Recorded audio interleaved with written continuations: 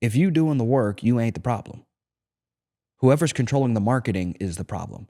And if you're accepting that, then you're not being a man. You're living your life on your knees. There's no other way to put it. You think Leonidas would accept another man telling him, here's how your life is, like, here's the resources we're going to give you? No, he's going to throw a spear at your forehead and say, I'm going to kill you. Give me everything that I'm deserved. That's how you either take life or you accept what's given to you.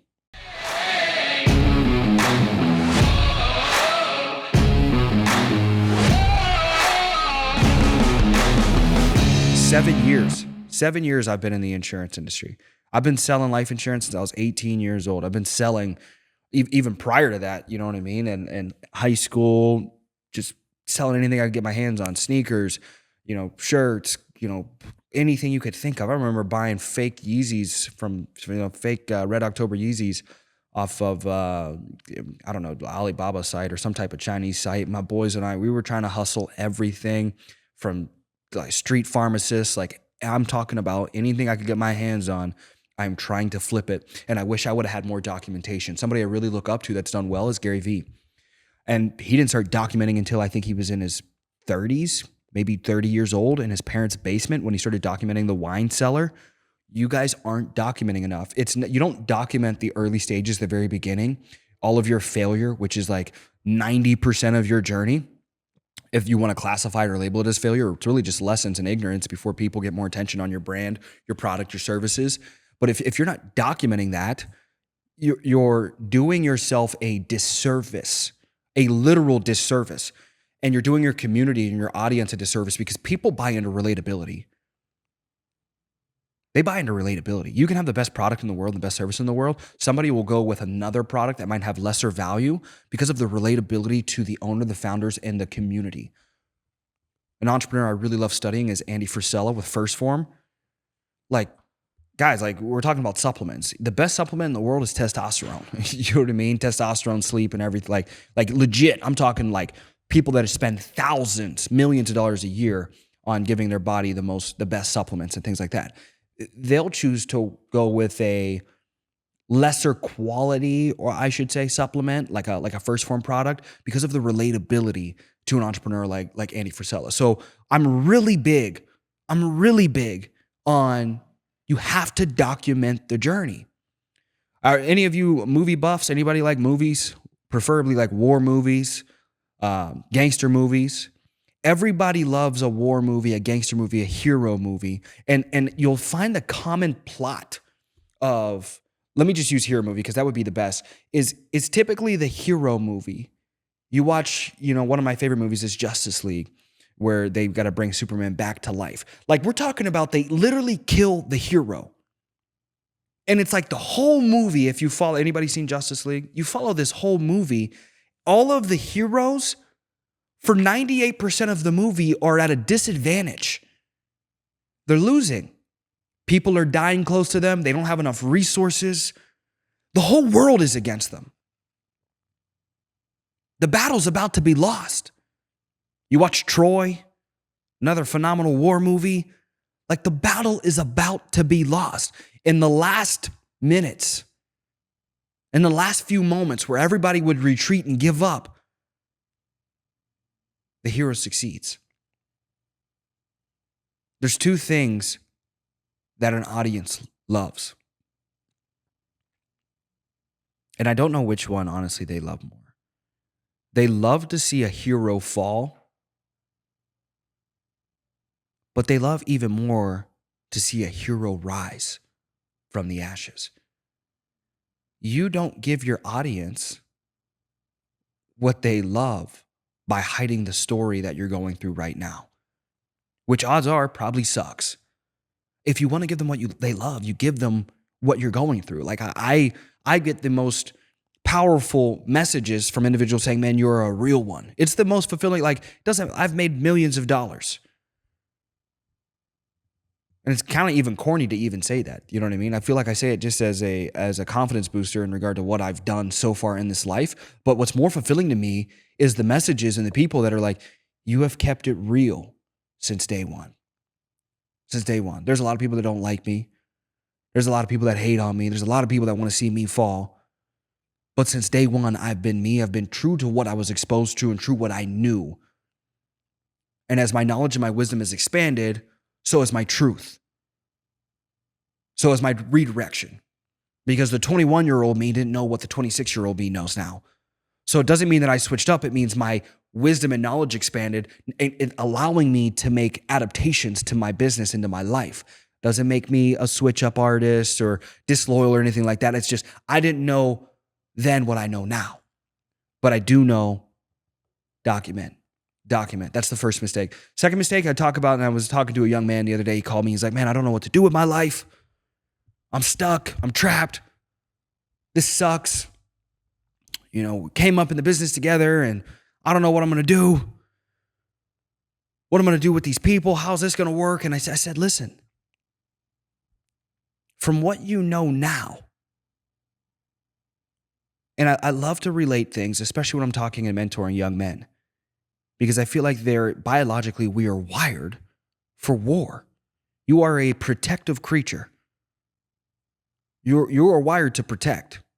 Believe it or not, I don't know if any of you have been in a fight. You could look at me right now. I've been in some fights, and I'm not a hooligan. I'm not out fighting on the streets. So these are all controlled fights.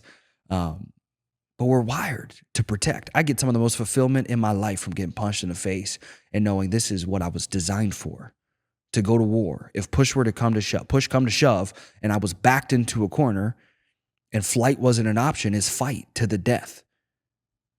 And so I told this young man, I said, listen, money's not relevant. Let's just go theoretical right now. Pretend we're in a movie.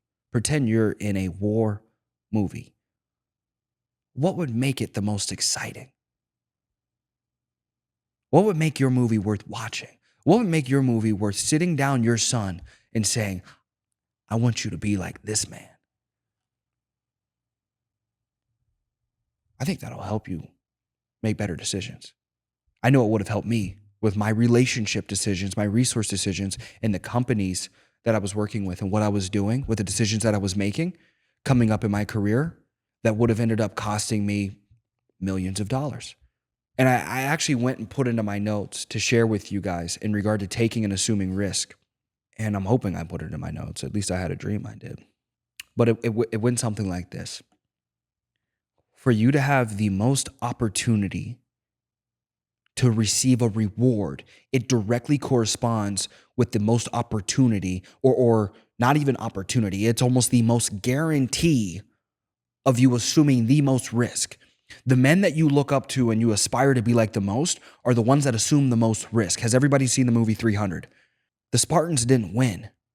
Leonidas didn't win. You fell in love with Leonidas not because of the victory that he did not receive in the war, but in the risk that he assumed. It ignited your soul as a man, and you thought to yourself, and you think to yourself today as a Spartan. I would think so. Like a lot of men, like I know I look at myself in the mirror and I'm like, I'm a killer. Push come to shove, like put me in the corner, like we're going to the death. Business is war. But I think a lot of individuals are living like NPCs, just living like individuals assuming no risk. The more risk you defer and say, I'll let the company assume the risk for leads. I'll let the company assume the risk for the database, the infrastructure, compensation, staffing, the more risk that you defer. And you have to understand this because there's multiple roles. CJ's on his way to the NFL. There's multiple roles on a football field. There's multiple roles. Not even the 11 men that play on the field. They have multiple coaches. I don't know if each individual position has a coach, but I know at the highest level, I'm pretty sure almost each individual, so it's like you have 11 men on the field, then you have 11 coaches, then technically speaking, if there's not including the special teams. There's some people that'll play at the highest level that there's a special position. I don't think everybody is called to be Leonidas. But I think every man is called to be a part of the Spartans. There was 300 of them. So I guarantee you they had special teams players. Somebody that filled this role. And what I'm meaning by this is what I wish I would have identified earlier in my career, earlier in my entrepreneurial journey, before completely, and to be transparent with you guys, before completely assuming pretty much all risk. All risk is on me now. For the last month, I've completely separated myself and I've absorbed all risk, all on me. Figure out the leads, figure out the comp, figure out staff, figure out everything myself with my business partner. But if you study the story of Leonidas, he didn't start as the king. He started as a boy playing his role. You start and play your role, but if you stay in your role, that's your choice. And that's actually what I'm going to be talking about. It's so crazy that I just said that. I'm going to be talking about that in my next call here in literally a couple minutes in my Bible study. And I'll give you the line because I don't know what any of your beliefs are, but I put in here when I studied the Israelites and they were promised a new promised land has new devils.